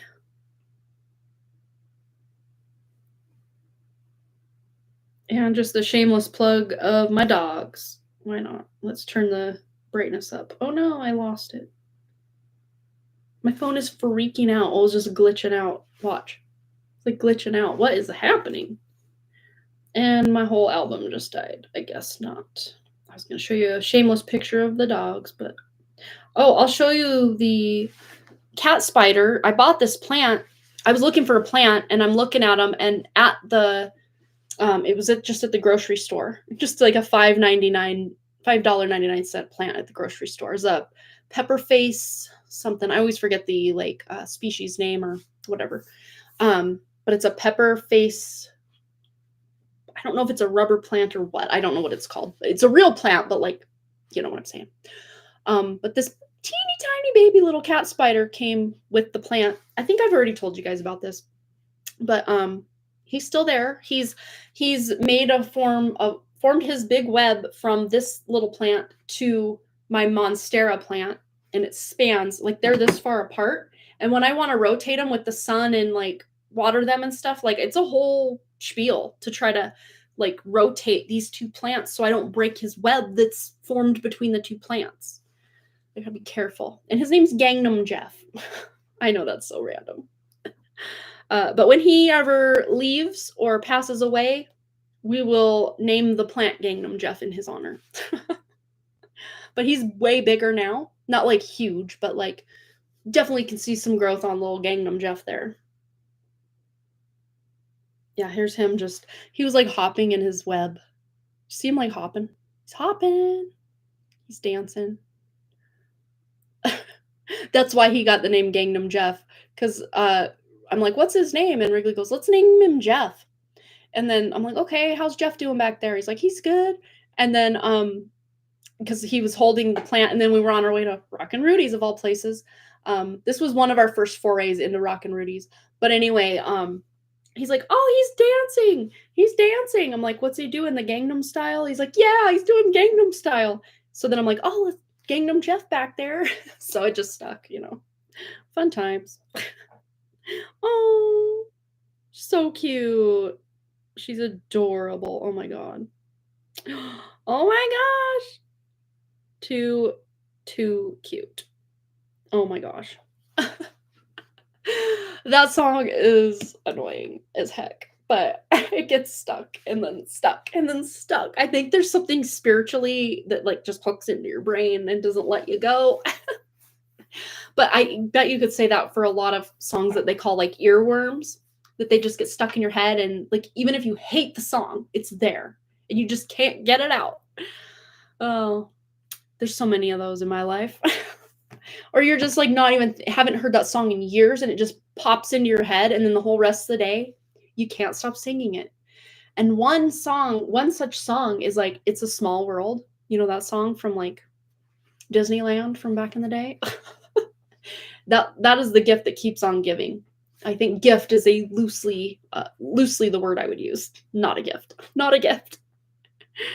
I know. Wouldn't that be cool to be able to have that version you could just like tap into once in a while to just hang out and watch them learn things again? Like, Oh, life is weird, isn't it?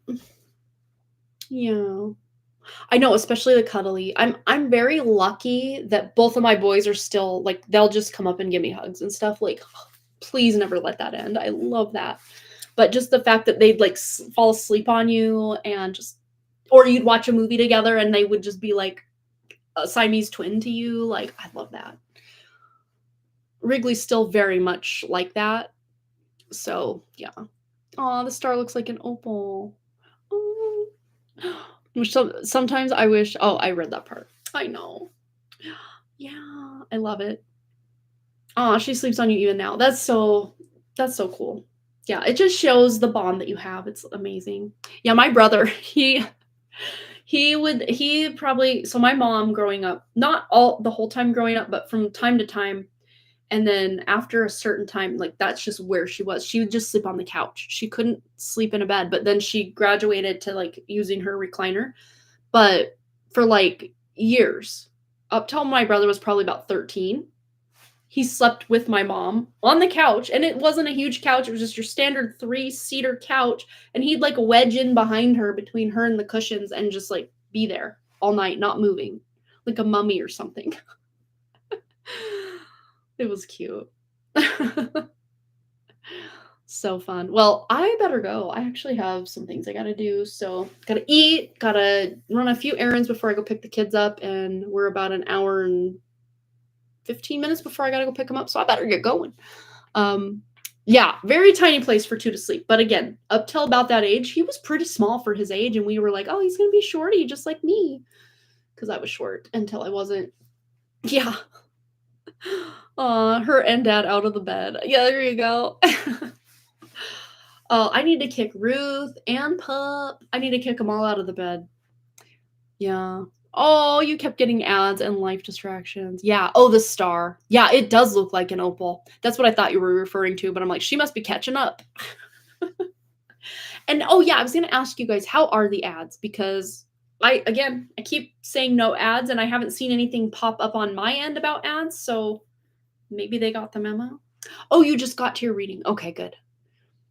I figured you had like life, going on, so I get it.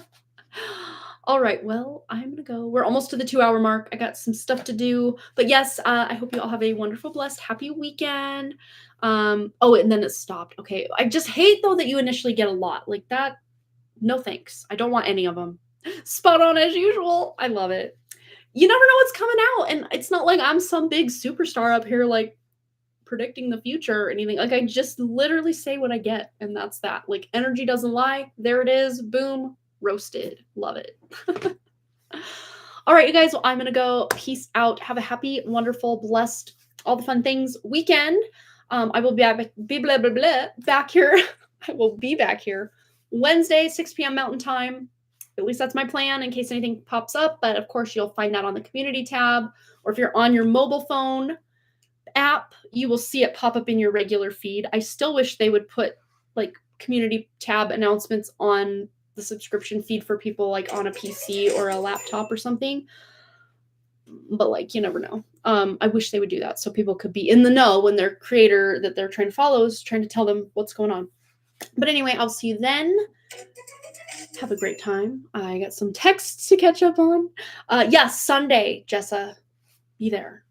My kids and everybody will be home, so it's going to be like Panic at the Disco, Chaos at the Disco, but like we're going to roll with it. And yeah.